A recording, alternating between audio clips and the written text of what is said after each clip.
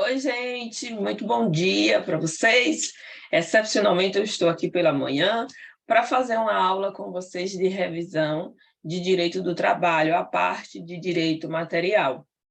Então, sem enrolação, já que eu sei que esse vídeo vai ficar um pouquinho grande, vamos para a nossa revisão. Galera, eu vou sempre fazer assim, eu vou sempre fazer uma aula de revisão e depois apresentar exercícios para vocês. Acho que dessa forma a gente consegue sedimentar melhor o conteúdo. Outra coisa, eu não estou aqui para explicar o direito nos detalhes, porque não dá mais tempo, né? O edital está aí para quem vai fazer a prova do TRT-9, que é o TRT Paraná, a prova já é dia 14 de agosto, não dá para a gente explicar com muitos detalhes, eu acredito que vocês já vêm estudando aí ao longo do tempo. Então, vamos começar com a nossa aula de revisão. Tá? Deixa eu pegar aqui meu material, minha collection, né? Porque a gente não precisa saber de tudo, vai sedimentando aos poucos. Hoje eu vou conversar com vocês acerca das fontes do direito do trabalho e também dos princípios. Geralmente, este assunto ele é cobrado junto, tá? Eles são cobrados juntos. Quando a Fundação Carlos Chagas faz a cobrança, ela faz uma conexão entre fontes do direito do trabalho e também princípios. Então, é importante a gente fazer o estudo conjugado, tá? Então, vamos lá. O que são fontes no direito do trabalho? As fontes é a exteriorização do direito. Então, no direito do trabalho, existe basicamente duas fontes. Nós temos a fonte formal, né? E também a fonte material. A fonte formal, ela se subdivide em outras duas fontes, são fontes formais autônomas e heterônimas. Eu sei que é um pouquinho difícil, porque são coisas bem peculiares do direito do trabalho, palavras, né, frases bem peculiares do direito do trabalho, mas quando eu explicar, vocês vão entender. Então, temos duas subfontes nas fontes formais no direito do trabalho. São fontes autônomas e também fontes heterônimas, dentro das fontes formais, certo? As fontes autônomas, elas são criadas pelos seus próprios destinatários, ou seja, pelos próprios trabalhadores. Eu estou falando das convenções, dos acordos coletivos, usos e costumes. Então, se você está com algum problema no seu trabalho, o sindicato vê que aquilo ali é uma situação onde está sendo prejudicado todos os empregados, ele vai lá tentar fazer um acordo ou uma convenção coletiva com o empregador. Então, a gente caracteriza como uma fonte autônoma, formal, porque ela é criada pelos seus próprios destinatários, ou seja, pelos próprios trabalhadores. Já as fontes heterônimas, a sua origem ela é estatal. Ela advém do Estado, do legislador. Então, eu estou falando da Constituição Federal, eu estou falando das sentenças normativas, eu estou falando dos tratados, convenções internacionais, emendas constitucionais, medidas provisórias, leis, decretos, portarias e regulamentos. Tudo isso aí é fonte formal heterônima. Então, não esqueça, se for fonte autônoma, acordo, convenção coletiva, usos e costumes, somente estes. Se for fonte heterônima, advém da criação do Estado, do legislador, constitucional, decretos, leis e assim sucessivamente. Além disso, nós temos também a fonte material. A fonte material ela é peculiar porque a gente está acostumado a falar em matéria, em algo palpável, né? E nesse caso, não. A fonte material no direito do trabalho, ela ocorre num momento pré-jurídico, antes da criação da norma, né? Ela advém aí de movimentos sociais, econômicos, políticos, jurídicos e históricos. Eu estou falando, por exemplo, da fonte material, o direito de greve, né? A greve em si, ela antecede a criação da norma, por isso que ela é uma fonte material. Primeiro tem lá as reivindicações dos trabalhadores para depois sentar e chegar em um acordo, certo? Então, fontes formais, autônomas, heterônimas e também fonte material. Dando continuidade, é importante mencionar para vocês que essas fontes elas não têm hierarquia, elas estão no mesmo pé de igualdade, então não existe hierarquia entre as fontes formais e as fontes materiais, tá? Agora nós vamos falar sobre os princípios. Existem vários princípios na Justiça do Trabalho de grande relevância, porém, existem alguns princípios, não muitos, que são os mais cobrados em provas, e são esses que eu vou passar para vocês, porque não adianta estar passando princípio que nunca cai, né? Vocês só vão se encher de material e depois, no final das contas, vão se perder na hora da prova. É importante vocês memorizarem esses que eu vou passar para vocês, porque, em regra, são os que caem na prova. E, diga-se de passagem, já não é tão fácil assim, porque são princípios que a gente não está muito acostumado a lidar. Eu, por exemplo, que trabalho na área da justiça, eu não tenho tanta familiaridade com os princípios da Justiça do Trabalho, justamente porque não trabalho tanto assim. Mas não é bicho de sete cabeças, é importante mencionar aqui para vocês. Antes de falar sobre os princípios propriamente ditos, vamos falar sobre a função dos princípios. Sim, gente, existem estas funções e as provas cobram principalmente a FCC. Então, os princípios eles têm basicamente 3 funções. A primeira função é interpretativa, ou seja, interpreta a norma, né, a lei. A segunda função é inspiradora, ou seja, inspira, informa o legislador na criação da norma. E a terceira é integrativa, ou seja, ela faz a integração com a norma, né? Eu lembro a vocês que lá no artigo, salvo engano, 8º da CLT, diz que na falta, né, da lei específica no caso concreto, em outras palavras, obviamente, não é exatamente como que está lá, né, dessa forma, o juiz ele não pode se abster de julgar. Então, ele vai fazer uso dos princípios gerais do direito, da jurisprudência, da analogia, da equidade, para julgar aquele caso concreto que não tenha previsão em lei, por exemplo. Então, aí a gente encontra neste artigo o princípio da função, melhor dizendo, a função integradora dos princípios na Justiça do Trabalho, certo? Então, são 3 funções. A primeira é interpretativa, a segunda é a primeira é interpretativa, a segunda é inspiradora e a terceira é integrativa, tá? Dando continuidade, vamos falar agora sobre os princípios propriamente dito. Nós temos vários. O primeiro princípio mais importante da Justiça do Trabalho é o princípio da proteção. O princípio da proteção ele foi criado basicamente para ajudar o trabalhador, porque na relação entre trabalho, entre empregado e empregador, é óbvio que a parte mais fraca é o empregado, né? Ele está em pé de desigualdade socioeconomicamente falando. Então, o empregado ele não detém dos meios e mecanismos necessários para se defender, assim como o empregador. Então, esse princípio da proteção ele veio justamente para dar superioridade jurídica ao empregado, que é a parte hipossuficiente, né, na relação entre empregado e empregador. Tá? Então, esse é um mega super princípio, e deste princípio da proteção advém outros 3 princípios. O princípio da condição mais benéfica significa dizer que toda condição mais benéfica ao trabalhador no contrato de trabalho, ela irá prevalecer e não poderá ser retirada posteriormente. Vou dar um exemplo para vocês, que eu acredito que vai ficar mais fácil. Condição mais benéfica, tá?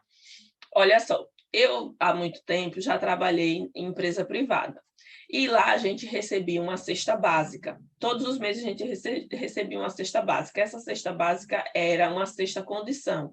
Você não podia faltar ao trabalho e aí sim você teria direito a receber essa cesta. Passado uns anos, eu trabalhei lá 4 anos. Passado uns anos, a proprietária lá do estabelecimento resolveu retirar essa cesta. Ela disse, não vou dar mais cesta a ninguém. E resolveu retirar do nosso contrato de trabalho. Ela poderia ter feito isso com base na condição mais benéfica ao trabalhador? Não, ela não poderia, porque isso já estava já estava previsto, né, no contrato de trabalho, ela não poderia posteriormente ir lá e revogar e sair, a não ser que ela deixasse, né, de entregar essa cesta básica, entregar essa condição mais benéfica aos novos trabalhadores, né? É o que a lei diz. Inclusive, existe uma súmula, a súmula 51 do TST, que diz assim, em outras palavras, fala o seguinte: existindo regulamento empresarial, né, e este regulamento trazendo algum benefício para os empregados, por exemplo, no regulamento está previsto que existe naquela empresa o plano de saúde, né? A empresa fornece o plano de saúde para os seus empregados. Se esse regulamento empresarial ele vinha a ser alterado ou até mesmo revogado, essa alteração e revogação ela só se aplica aos novos funcionários e não aos anteriores, entende? Então, com base no princípio da condição mais benéfica, toda condição que for mais benéfica ao empregado, via de regra, ela vai aderir ao contrato de trabalho e não pode ser posteriormente retirada. Se liguem aí vocês. Aí nós temos também o princípio da norma mais favorável. Significa dizer que, no caso concreto, se houver mais de uma norma a ser aplicada em um caso, é necessário saber qual norma será aplicada. Existe mais de uma norma que é mais favorável ao empregado. E aí, qual norma a gente vai aplicar? Existem duas teorias para essa situação. Nós temos a teoria da acumulação, ou seja, existindo duas normas, mais de duas normas, ou até mesmo duas normas, né? Mais favorável ao empregado. Qual delas o Instituto vai aplicar? Com base nessa teoria, ela diz que você irá pegar essas duas normas, o legislador irá pegar essas duas normas e irá analisar o que nesta norma primeira é mais favorável e o que nesta segunda norma é mais favorável, e aplicar somente o que for mais favorável, tanto nesta primeira norma quanto nesta segunda, e não a norma como um todo. Essa teoria não é aplicada aqui no Brasil. A teoria que é aplicada aqui no Brasil é a teoria do conglobamento. A teoria do conglobamento, ela diz o seguinte: se houver duas normas aplicáveis ao caso concreto, será aplicada a que no conjunto, na totalidade, for mais favorável. Então, você não pega uma parte em si da norma, que é mais favorável, e na outra lei, uma outra parte que é mais favorável. Vou dar um exemplo que eu acho que fica mais fácil com exemplo. Suponhamos que na norma A, férias, né, o Instituto Férias é mais favorável ao empregado do que a norma B. Já na norma B, o Instituto Horas Extras é mais favorável ao empregado. Na teoria da acumulação, você iria tirar partes de uma e parte de outra e aplicar no caso concreto. Não aplica aqui no Brasil. A teoria do conglobamento é o seguinte: existem duas normas. Essas duas normas elas são mais favoráveis ao empregado. A gente vai analisar no todo a norma A e a norma B, no todo, na sua totalidade. Qual é a norma mais favorável ao empregado? E aí, neste caso, a gente vai aplicar a norma que, num todo, na sua totalidade, não só partes da norma, for mais favorável ao empregado. Por fim, nós temos ainda a teoria do conglobamento mitigado, que basicamente ela é bem parecida com a primeira teoria, que é a teoria da acumulação. A teoria do conglobamento mitigado diz que você vai aplicar a norma por institutos, por matérias, e não na sua totalidade. Tá? Mas ela também não é aplicada aqui no Brasil. O que é aplicado no Brasil é a teoria do conglobamento. Ainda temos o princípio do indúbio pro réu, ou seja, também conhecido como indúbio pro mísero, ou mísero, não sei. Significa dizer que, havendo dúvida na hora da aplicação da lei, no caso concreto, havendo dúvida sobre aquela lei, você vai sempre beneficiar o empregado. Houve dúvida, beneficia o empregado. É igual lá na seara criminal, né? Se você tiver dúvida quanto à realização ou não do delito, No caso do réu, você vai inocentar o réu. Aqui, havendo dúvida, você vai beneficiar o empregado. Dando continuidade, agora vamos falar sobre o princípio da continuidade da relação de emprego. Deixa eu pegar aqui minha colinha, porque eu tenho umas observações para falar para vocês. Aqui. Princípio da continuidade da relação de emprego. Tá? Na Justiça do Trabalho, a relação de emprego ela é presumida. Então, o juiz ele sempre vai achar que existe uma relação de emprego quando o empregado vai até a Justiça do Trabalho ajuizar uma ação trabalhista, certo? Com base neste princípio, foi editada uma súmula 212 do TST, que diz que quando o empregador negar a relação de emprego, negar o vínculo de emprego com aquele funcionário que está reivindicando lá seus direitos trabalhistas, o ônus de provar que não existiu a relação de emprego é do empregador. Porque, assim, na Justiça do Trabalho, o ônus, ou seja, em outras palavras, a obrigação de provar alguma coisa é de quem alega. Então, eu entro na Justiça do Trabalho reivindicando meus direitos trabalhistas, que trabalhei, sei lá, 3 anos e nunca assinaram a minha carteira. Eu vou lá reclamar na Justiça do Trabalho. O ônus de provar que existiu o vínculo de trabalho, que eu trabalhei por 3 anos naquela empresa, naquela residência, seja onde for, é meu. Tá? Eu que tenho que provar, já que eu estou alegando. Então, o ônus de provar é algo na Justiça do Trabalho, é de quem alega.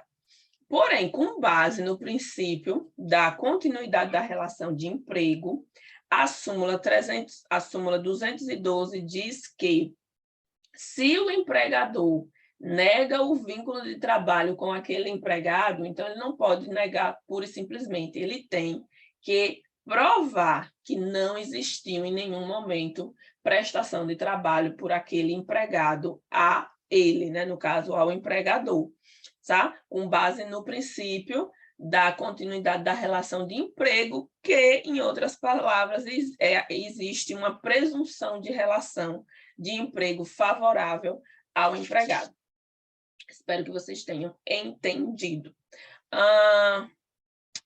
Além desse ponto específico, no princípio da continuidade da relação de emprego, a gente trabalha também sobre a diferença entre relação de emprego e relação de trabalho.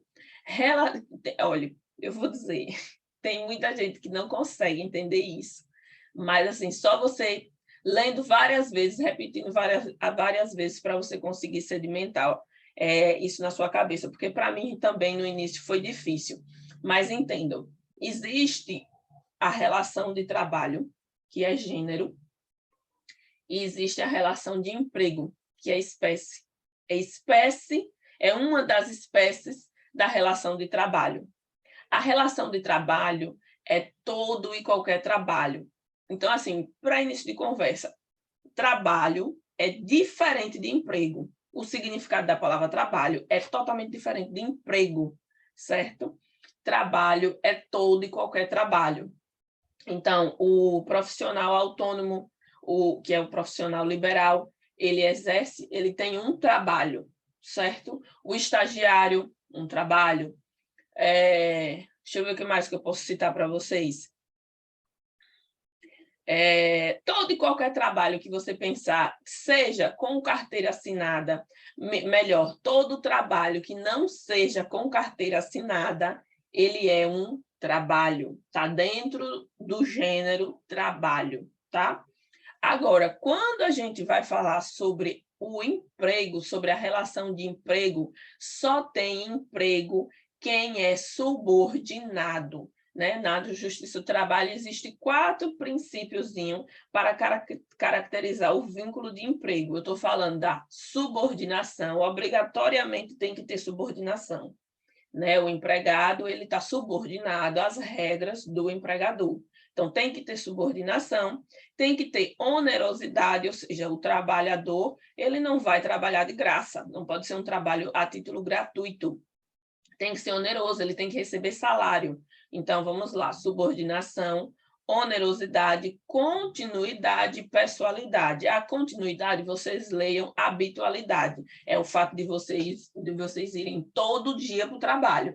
Quando eu trabalhei na empresa privada, eu ia todos os dias trabalhar, exceto aos domingos. Então, eu tinha uma continuidade naquele trabalho. Tem que ter, leia-se habitualidade, que eu acho que fica mais fácil para entender. E, por fim, nós temos ainda o princípio da pessoalidade, ou seja, você que foi contratado para trabalhar naquela empresa, é você que vai prestar o serviço. No dia que você não puder ir trabalhar, você não vai mandar seu primo, sua mãe, seu pai, seu irmão, entendeu? Não tem como, porque tem que ter uma pessoalidade, é você que vai prestar o serviço todos os dias, tá? Então, dentro desse princípiozão também de continuidade de relação de emprego, a gente tem a diferença entre trabalho e emprego. Para ter emprego tem que ter subordinação. Se não houver subordinação, eu, por exemplo, não sou subordinada a ninguém, né? Eu sou advogada, eu sou autônoma, eu não sou subordinada a ninguém. Então, eu tenho uma relação de trabalho e não uma relação de emprego. Captou? Fechou? Beleza, vamos passar. Temos aí ainda o princípio da primazia da realidade. Esse princípio é maravilhoso, muito fácil de entender. Significa dizer que a realidade, ela sempre vai prevalecer em relação ao papel, em relação ao que está documentado, em relação à forma. Às vezes a banca traz essa palavrinha, forma.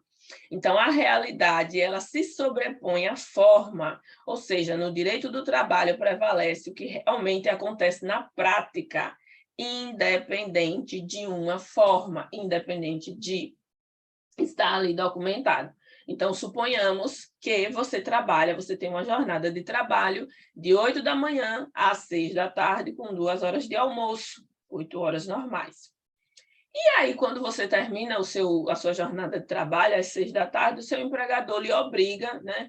Lhe pede, enfim, para você fazer horas extras. Ele quer que todos os dias você faça hora extra, né? 2 horas extras, na verdade. Só que ele fala assim, olha, não registre não no ponto, eu vou lhe pagar por fora essas horas extras. E aí você não registra lá no seu cartão de ponto, nem assina, nem na sua folha, se for folha, né? Enfim. E aí o seu empregador ele nem faz a compensação dessas horas extras, que hoje em dia é possível, né? Você fazer hora extra e receber em folga, nem tampouco lhe paga essas horas extras. E aí você vai reclamar, você sai do emprego, né? Ele lhe demite, enfim, não sei. E aí você vai reclamar essas horas extras na Justiça do Trabalho. Se não fosse o princípio da primazia da realidade, muito provavelmente você não iria conseguir provar, porque você não tem um documento. Como é? Você não tem nada palpável. Como que você prova isso? Que você fez hora extra e não tem registro em lugar nenhum. Entende? O registro provavelmente que tem está com ele lá, ele que detém os documentos na administração. Entende? Então, acontece muito. Às vezes você trabalha e na sua carteira está registrado que você recebe um salário mínimo, mas, na verdade, por fora você recebe mais R$ 2.000. Então, seu salário é de R$ 3.000, né? Mas na carteira do trabalho tem lá só um salário mínimo, obviamente, para ele pagar os impostos devido tal, menor, né? E aí, como é que você prova essa situação no seu trabalho, se você não tem nenhum documento que comprova que você recebia R$ 3.000? Então, com base nesse princípio, o juiz ele vai levar em consideração o que de fato acontecia na empresa. Como é que você prova isso? Através de uma testemunha. Você precisa ter uma testemunha ocular, né? Muito provavelmente vai ser uma testemunha que trabalhava com você, uma pessoa que trabalhava com você, e aí ela vai lá testemunhar a seu favor. Não, realmente, todos os dias depois que ele encerrava a jornada de trabalho, ele fazia 2 horas extras, e não só ele, todo mundo que trabalhava na empresa era obrigado a fazer, né? Aí você consegue comprovar, então, com base no princípio da primazia da realidade. Esse princípio é muito peculiar da justiça do trabalho, né? Então, enfim, eu acho que essa é a dificuldade maior que as pessoas têm com o direito do trabalho, porque são coisas muito peculiares, você não lida com isso no dia a dia, mas são mecanismos para proteger sempre o empregado. Tá? Fechou, né? Vamos falar agora sobre o princípio da inalterabilidade contratual lesiva. Olha, já dá para morrer aí, né? Inalterabilidade contratual lesiva. A gente diz, meu Deus, que desgraça é isso? Mas, em outras palavras, é que o contrato de trabalho ele não pode ser alterado para prejudicar o empregado, né? Em regra, o contrato de trabalho ele não pode ser alterado. Porém, se for alterado, tem que ter 2 requisitos. Primeiro, mútuo consentimento. O empregado ele tem que concordar com essa alteração. E segundo, a alteração em si, ela não pode causar nenhum prejuízo ao empregado. Então, se houver alteração, não pode, mas se houver, tem que ter o consentimento do empregado e ainda não pode causar prejuízos ao empregado. Agora eu vou com vocês para a minha CLT, eu vou compartilhar aqui a minha tela, para eu poder ir com vocês para a minha CLT, para a gente debater um pouquinho acerca do artigo 468, parágrafo 1º e parágrafo 2º, porque em que pese existe este princípio onde não se pode alterar o contrato de trabalho para prejudicar o empregado, o artigo 468, com a reforma trabalhista, em especial, houve uma alteração aí no parágrafo 2º, do artigo 468 da CLT, que, a meu ver, causa, sim, prejuízo ao empregado. Mas a lei está aí e a gente tem que respeitar. Então, assim, saibam, não pode haver alteração do contrato de trabalho para prejudicar o empregado. E a alteração tem que ter mútuo consentimento. As duas partes têm que concordar, principalmente o empregado.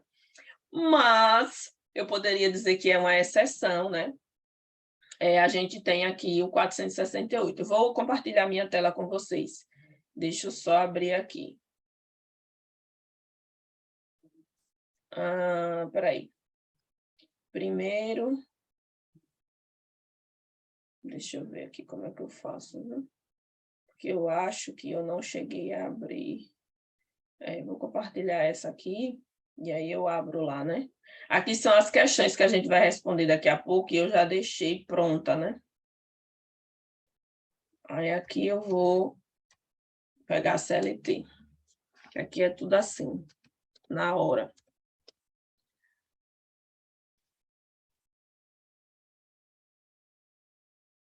CLT, né? Ctrl F, né? Vai Ctrl L. Aí Ctrl F mesmo. 468. Aqui. Vamos lá. Olha só. Em regra, não pode alterar.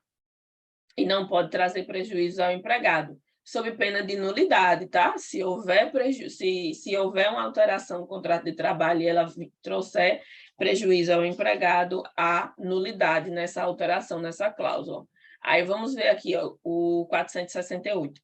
Nos contratos individuais de trabalho, só é lícita a alteração das respectivas condições por mútuo consentimento, que eu acabei de falar, e ainda assim, desde que não resultem, direto ou indiretamente, prejuízo ao empregado, sob pena de nulidade da cláusula infringente desta garantia, que eu falei para vocês. Aí, olha o que diz o parágrafo 1º. Tanto o primeiro quanto o segundo foi alterado pela reforma. Olha lá. Não se considera alteração unilateral a determinação do empregador para que o respectivo empregado reverta ao cargo efetivo anteriormente ocupado, deixando o exercício da função de confiança. Então, se você trabalha numa empresa, por exemplo, você entra na empresa e você é promovido a gerente naquela empresa. Você passa, sei lá, alguns anos trabalhando na empresa. Se o seu empregador reverte você para o seu cargo anterior, a lei diz que isso não é alteração no contrato de trabalho. Certo? Aí vamos lá, vamos para o segundo. Parágrafo 2º. A alteração de que trata o parágrafo 1º deste artigo, com ou sem justo motivo, não assegura ao empregado o direito à manutenção do pagamento da gratificação correspondente, que não será incorporada, presta atenção nisso aqui, porque isso vai cair na prova, que não será incorporada independentemente do tempo de exercício da respectiva função. Gente, mudou tudo isso aqui. Sabe por quê?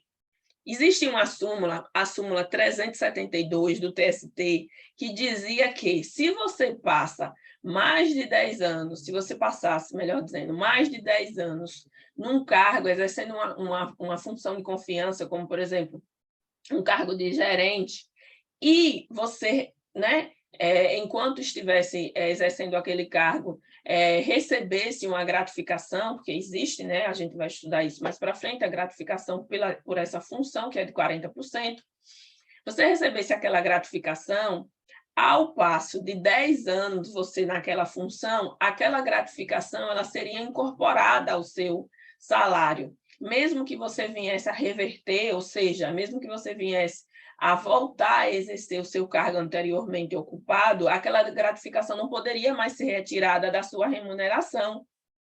Era o que dizia a súmula 372 do TST.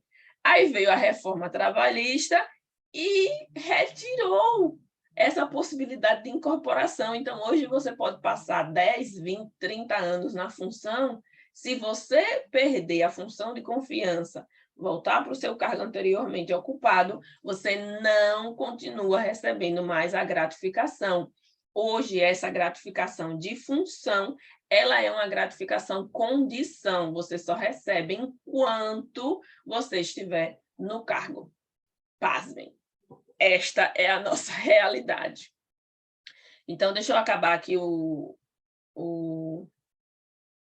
interromper o compartilhamento para eu voltar aqui para a tela grande com vocês. Certo? Pasmem, esta é a nossa realidade de hoje. Vai cair na prova isso aí, viu? Vai cair na prova, tenho certeza. Simbora, vamos falar agora do princípio da irredutibilidade salarial. O salário do empregado é irredutível, ou seja, ele não pode ser reduzido, salvo acordo ou convenção coletiva, né? Porque assim, o que é que acontece? Eu acho até bacana essa flexibilização desse princípio, né?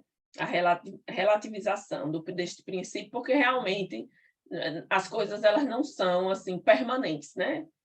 A gente tem que se adequar ao mundo, ao momento que a gente está vivendo.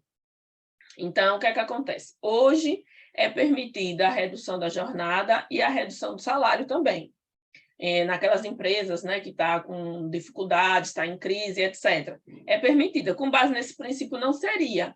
Né? Então, sempre existe nada absoluto nessa vida. Em regra, o salário do trabalhador ele é irredutível, não pode sofrer redução. Né? Mas existe aí as ressalvas, através de acordo ou convenção coletiva de trabalho, é sim possível a redução. Lembrando que essa redução ela sempre será temporária. É por um período, nunca permanente, tá? E, além disso, enquanto durar essa redução de jornada e também a redução de salário, o empregado ele não pode ser mandado embora. Né? Existe essa possibilidade hoje justamente para não haver as demissões em massas. Então, não é justo você reduzir a sua carga horária e ainda o seu salário e depois ser mandado embora pelo seu empregador. Então, enquanto durar a vigência da redução de salário e redução de jornada através de acordo, né? Enquanto durar aquele acordo, o empregado ele não poderá ser dispensado. Aí temos também o princípio da intangibilidade salarial. O salário do empregado ele é intangível, ou seja, não pode sofrer nenhum desconto via de regra. Via de regra porque existem as exceções. Exceção, pode haver o desconto quando a gente estiver falando de adiantamento de salário, né? Existem funcionários que recebem de 15 em 15.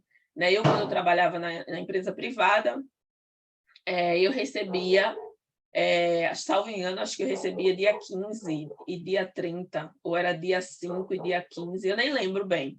Mas, enfim, eu recebia 2 vezes ao mês. E aí, isso é considerado como adiantamento. Vem lá a descrição, até no contra-cheque. Não sei se vocês já prestaram atenção. Então, na hipótese de adiantamento de salário é possível, na hipótese de dispositivo de lei é possível, e na hipótese de convenção ou acordo coletivo também é possível. Dispositivo de lei, vou dar um exemplo para vocês. Pensão alimentícia. Quem paga aí pensão alimentícia vai saber que existe a possibilidade de descontar em folha. Tem um cachorro aqui latindo, mas vamos para frente.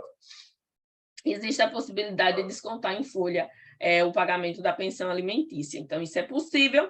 E ainda existe mais duas modalidades de autorização de desconto. Eu estou falando da súmula 342 do TST, que diz que quando houver expressa autorização do empregado, tá? Expressa autorização, poderá sim haver descontos de plano de saúde, assistência odontológica, né, e etc. Porque às vezes você quer participar de um plano de saúde, por exemplo, e aí você quer que desconte direto do seu salário, né? Você não está todo mês fazendo aquele pagamento. Então, se você expressamente, né, autorizar através de documento, obviamente, é possível sim o desconto, tá?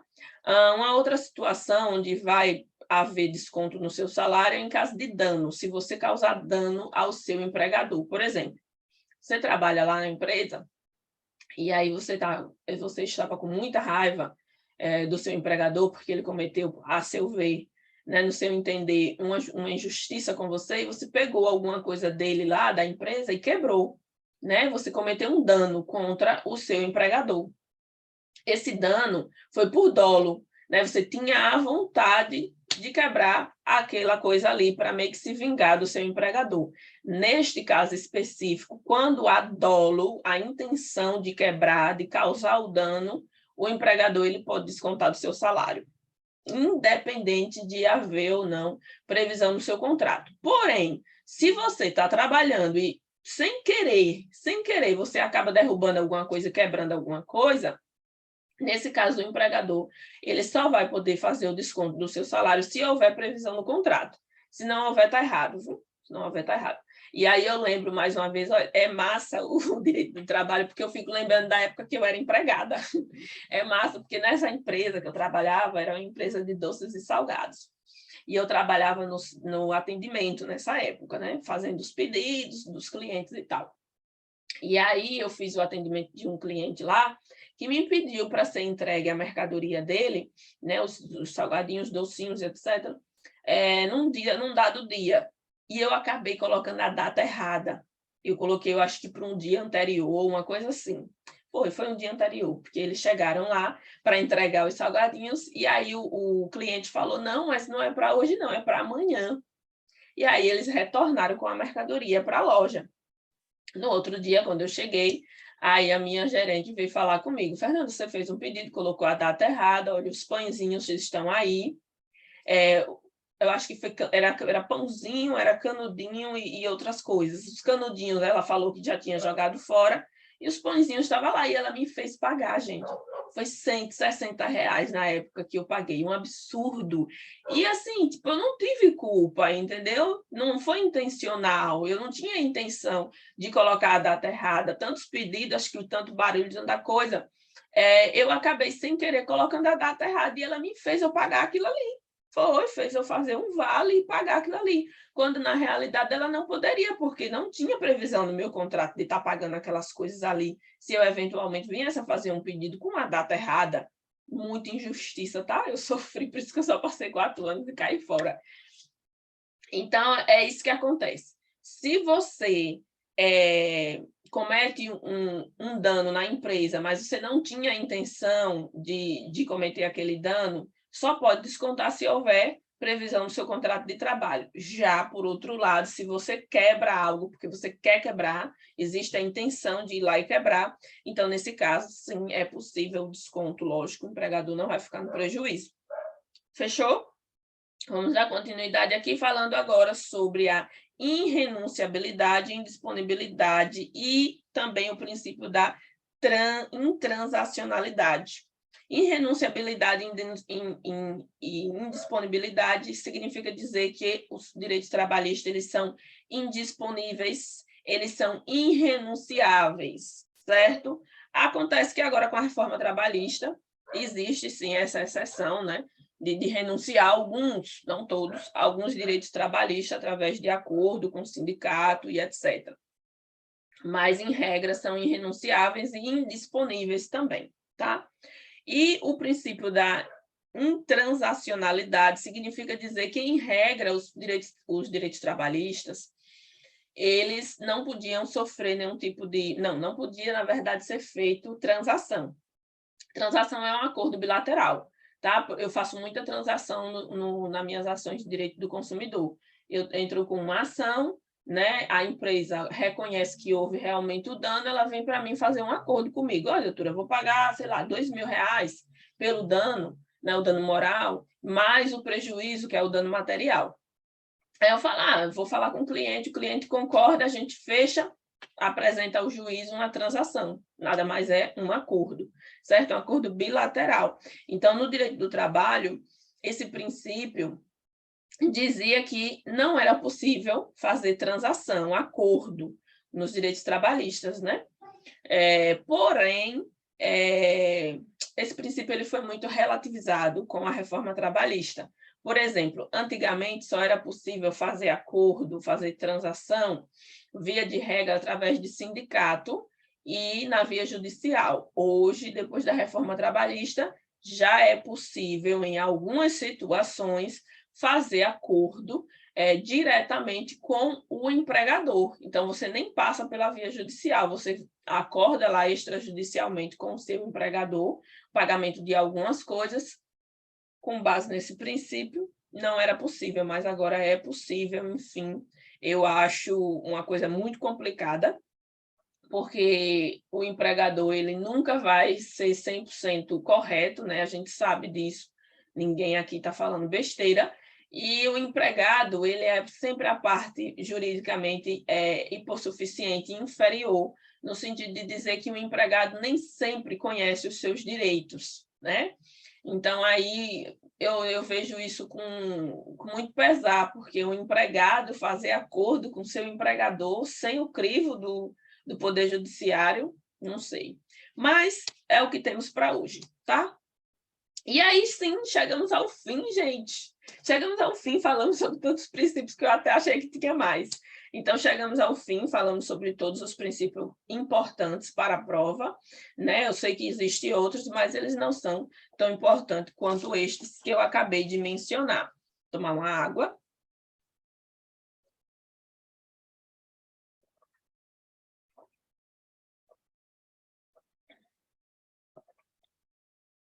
Ai, falei muito, não foi? Falei rápido para ver se não demora tanto. Agora vamos para as questões.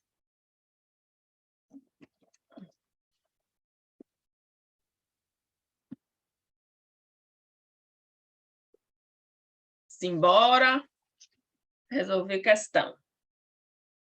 Coloquei pouquinhas porque eu já sabia que a aula ia ficar meio grande. E aí, para não ficar tão longa, tá? Mas depois eu vou trazer mais questões. Deixa eu ver se eu acho aqui.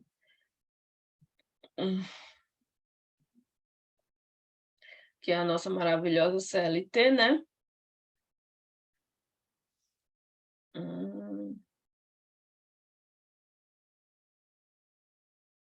Vamos ver aqui uma coisa. Questões. Aqui. Deixa eu ampliar para ficar melhor para vocês visualizarem aí. Aí. Deixa eu ver uma coisa.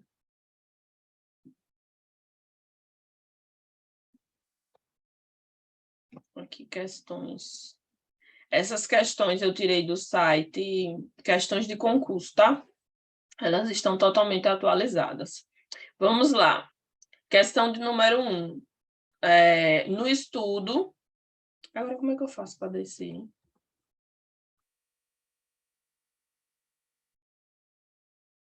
Assim, meio difícil.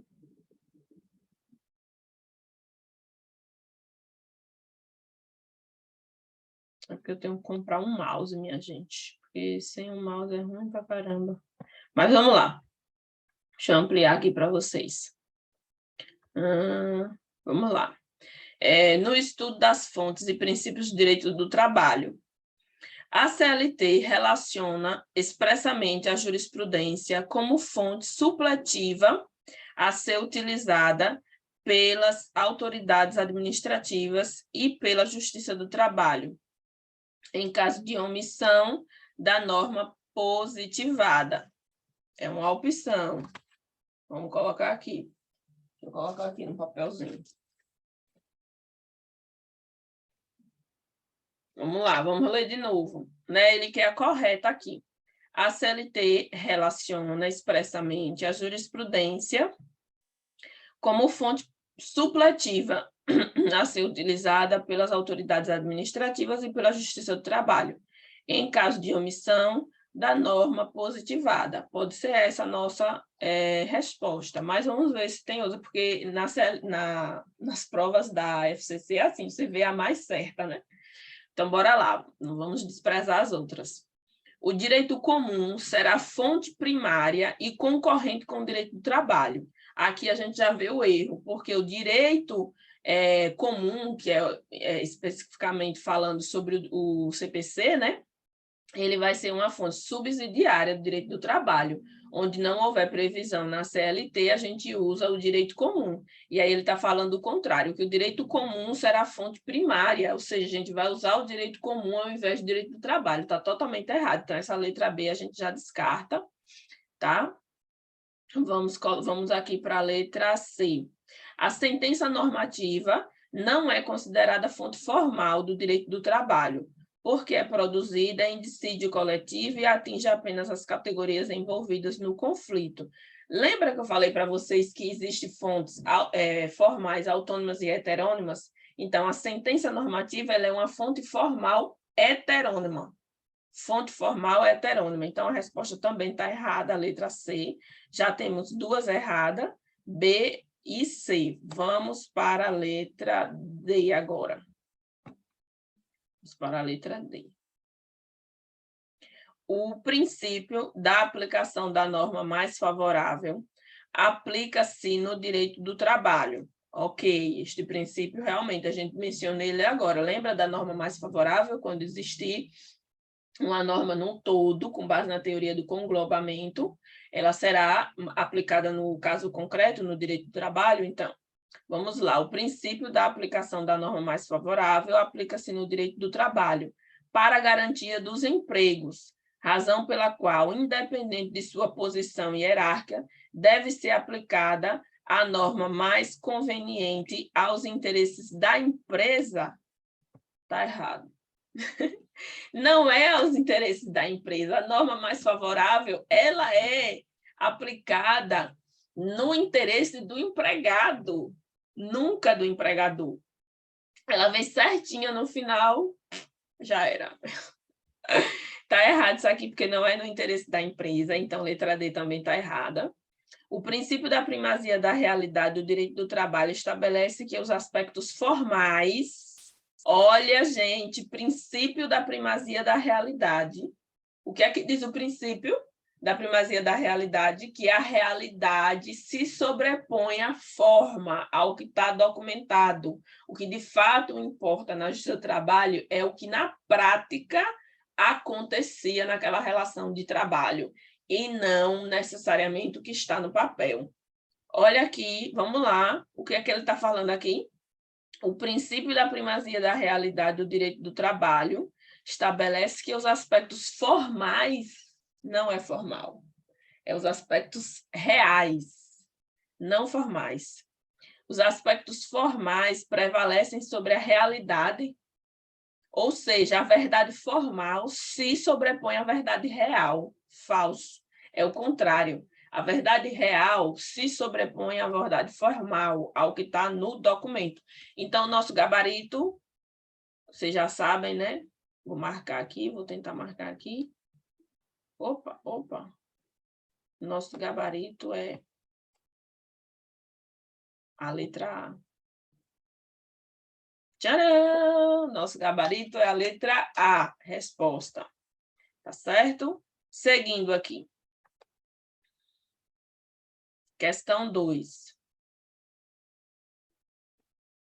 Em relação aos princípios e fontes do direito do trabalho, é incorreto afirmar que a analogia, os usos e costumes não são considerados fontes do direito do trabalho, por falta de previsão legal. Errado. Vou, inclusive, mostrar para vocês o artigo 8º da CLT, porque esse artigo ele é muito cobrado. Então, vamos ler lá a literalidade do artigo 8º, que aí vocês vão ver como está errado isso aqui. Ele quer incorreta aqui, minha gente? Ele quer incorreta, né? Deixa eu ver. A incorreta, então, já chegamos na incorreta, né? A letra A, mas vamos ver as outras. Deixa eu achar aqui o artigo 8º para vocês, espera aí.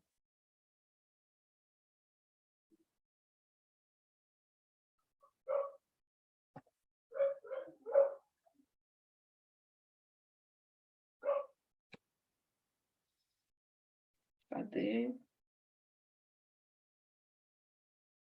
Aqui, o artigo 8º. Vamos ler lá a pergunta e aí a gente volta para cá. Hein?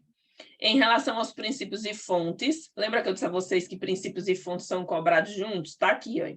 Em relação aos princípios e fontes do direito do trabalho, é incorreto afirmar que a analogia, os usos e costumes são considerados fontes do direito, na verdade, não são considerados fontes do direito do trabalho, por falta de previsão legal. Vamos ler o artigo 8º. Aqui. Vamos ler. Lá. As autoridades administrativas e a Justiça do Trabalho, na falta de disposições legais ou contratuais, decidirão, conforme o caso, pela jurisprudência, por analogia, por equidade e outros princípios e normas gerais do direito, principalmente do direito do trabalho, e ainda de acordo com os usos e costumes, o direito comparado, mas sempre de maneira que nenhum interesse de classe ou particular prevaleça sobre o interesse público. Então, analogia, deixa eu coisar aqui para vocês. Analogia e também usos e costumes, sim, tem previsão legal e poderá, sim, ser utilizado, é uma fonte, inclusive, do direito do trabalho. Então, essa aqui está errada, viu, gente? Essa aqui está muito errada, assim, muito errada, mas a gente vai dar uma olhada nas outras. Vamos lá. O princípio da primazia da realidade prevê a importância dos fatos, olha, fatos, realidade, fatos, é o que acontece, dos fatos em detrimento de informações contidas nos documentos. Certo? Super certo.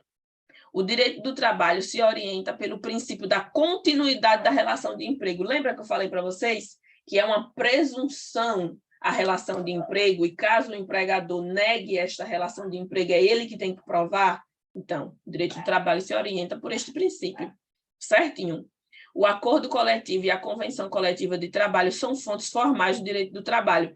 Lembra que eu falei para vocês que existem as fontes autônomas e heterônimas, porém, ambas são fontes formais, pronto. O acordo coletivo de trabalho, o acordo, né, coletivo ou a convenção coletiva de trabalho, sim, são fontes formais. Se ele quisesse perguntar, ele poderia ainda perguntar que tipo de fonte formal. A gente responderia, obviamente, que é uma fonte autônoma.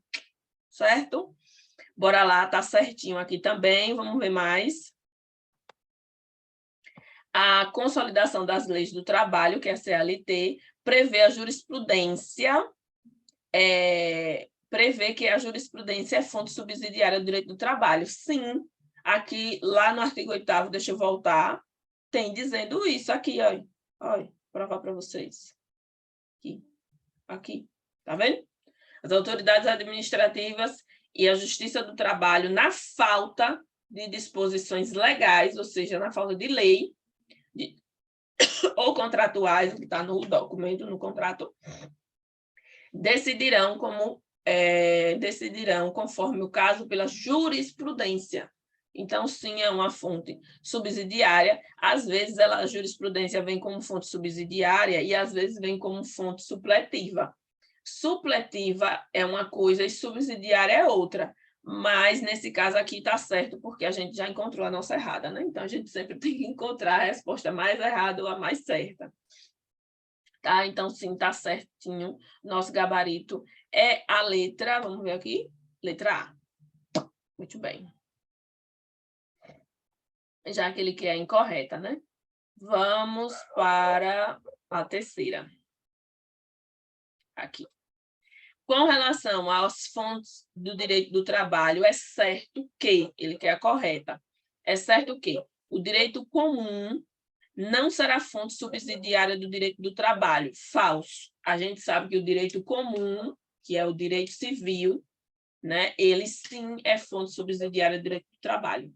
Então tá falso, a gente nem lê mais. Os usos e costumes são uma importante fonte do direito do trabalho, sendo que, muitas vezes, de sua reiterada aplicação pela sociedade, é que se origina a norma legal. Parece que é a nossa resposta, viu? Vou marcar aqui. Sim, os usos e costumes é fonte, inclusive fonte autônoma do direito do trabalho, e a sua prática reiterada, sim, pode originar a criação da norma, com certeza. Então, vamos lá. Parece que a gente já achou a nossa resposta. Vamos para a letra C. É defeso. Quando fala é defeso é porque é proibido, tá? Em outras palavras, é proibido, é vedado. Então, vamos lá. É defeso, como regra, as autoridades administrativas... Não, minto, estou lendo a errada. Letra C. É defeso, como regra, as autoridades administrativas e a Justiça do Trabalho, na falta de disposições legais ou contratuais, decidirem conforme o caso por equidade. Falso. Falso, porque aqui, vou mostrar para vocês, no artigo 8º, não só vocês, que o artigo 8º ele é muito cobrado. Olha, o artigo 8º, ele cita a equidade. Quer ver? Aqui, olha. Tá vendo? As autoridades administrativas e a Justiça do Trabalho, na falta de disposições legais ou contratuais, decidirão, conforme o caso, pela jurisprudência, por analogia, por equidade. Tá falso. É possível, sim, decidir por equidade. Tá? Então, a letra C, né? Tá falso. Vamos para a letra D. É defesa, ou seja, é proibido, como regra, as autoridades administrativas e a Justiça do Trabalho, na falta de disposições legais ou contratuais, decidirem por, conforme o caso, por analogia. Falso também, a gente acabou de ver que é possível decidir por analogia. Letra E, o interesse de classe ou particular deve prevalecer sobre o interesse público. Falso. O artigo 8º também já fala que não pode, vou ler para vocês. O interesse de classe ou particular deve prevalecer sobre o interesse público, em razão da natureza humanitária inerente da relação própria do emprego. Gente, está muito falso aqui. Olha só, vamos ler de novo lá o artigo 8º, até entrar por osmose. As autoridades administrativas e a Justiça do Trabalho, na falta de disposições legais ou contratuais, decidirão, conforme o caso, pela jurisprudência, por analogia, por equidade e outros princípios e normas gerais do direito, principalmente do direito do trabalho, e ainda de acordo com os usos e costumes, o direito comparado, mas sempre de maneira que, olha aqui a nossa resposta, mas sempre de maneira que nenhum interesse de classe ou particular prevaleça sobre o interesse público. Então, está falso. Interesse de classe ou particular nunca, jamais pode prevalecer sobre o interesse público. Tá? Então, temos o nosso gabarito, letra B. Bora para a quarta questão. No que atene as fontes do direito do trabalho, responda, né? Faltou responda aqui, mas deve ser isso. Letra A. No que atine as fontes do direito do trabalho. Atene é ótima, né? No que atine as fontes do direito do trabalho. Letra A. A lei ordinária é fonte material. Não, ela é fonte heterônima, formal heterônima. A sentença normativa é fonte formal autônoma. Não, ela é fonte formal heterônima. A convenção coletiva de trabalho é fonte formal heterônima. Não, é fonte formal autônoma. O acordo coletivo de trabalho é fonte formal autônoma, certo? O decreto executivo é fonte formal heterônima ou autônoma. Não, O decreto executivo é fonte formal heterônima. Então, a gente só tem uma correta, que é a letra D. Letra D.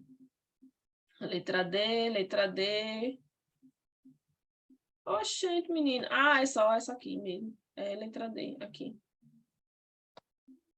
O acordo coletivo de trabalho é fonte formal autônoma, tá certo. Falei para vocês que a fonte formal autônoma a gente só tem 3. Acordo coletivo, convenção coletiva de trabalho e ainda os usos e costumes. Já a fonte heterônima é o resto. Tudo que foi estatal, tudo que foi criado pelo Estado, pelo legislador. Então, por exemplo, a sentença normativa, ela é heterônima. A lei ordinária, ela é heterônima também, nunca material. Material, já falei, né?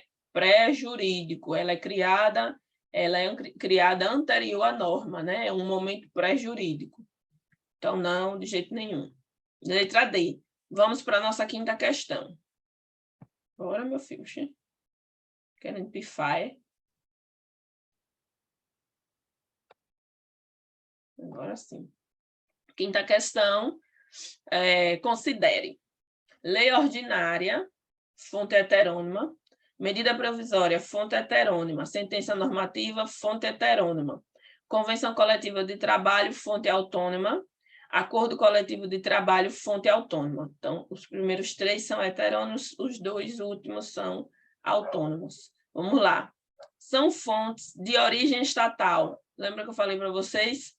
Fonte de origem estatal é fonte heterônima. São fontes de origem estatal as indicadas apenas em 1, 2 e 3. Lei ordinária, medida provisória e sentenças normativas. Resposta D. D. Quer marcar não, é? Ah, marcou. Ai, gente, que maravilha. Enfim, chegamos ao fim. Deixa eu interromper aqui o compartilhamento. Aê! Chegamos ao fim da nossa primeira revisão de Direito do Trabalho. Falamos aqui sobre as fontes do Direito do Trabalho e também sobre os princípios. Falamos sobre a função, né, as funções dos princípios e também dos princípios mais relevantes para a sua prova. Eu espero de coração que eu tenha te ajudado de alguma forma a entender essa parte introdutória do direito material do trabalho. O direito realmente tem as suas peculiaridades, mas eu ainda prefiro estudar direito do trabalho do que estudar direito penal. Então é isso, galera. Espero que vocês tenham gostado. Estou aqui toda descabelada porque concurseiro não cuida de cabelo, não cuida de unha, nada, entendeu? Só estuda. E vamos que vamos, firme buscar essa aprovação. E eu aguardo vocês nas próximas aulas. Se vocês gostaram do conteúdo, já deixa o like, já deixa o gostei aí, faz um comentário também, comenta só que está assistindo, que está gostando. Eu vou gostar bastante de ver tudo isso, tá bom? Um forte abraço e contem sempre comigo. Agora eu vou finalizar aqui a nossa aula de hoje. Tchau, tchau.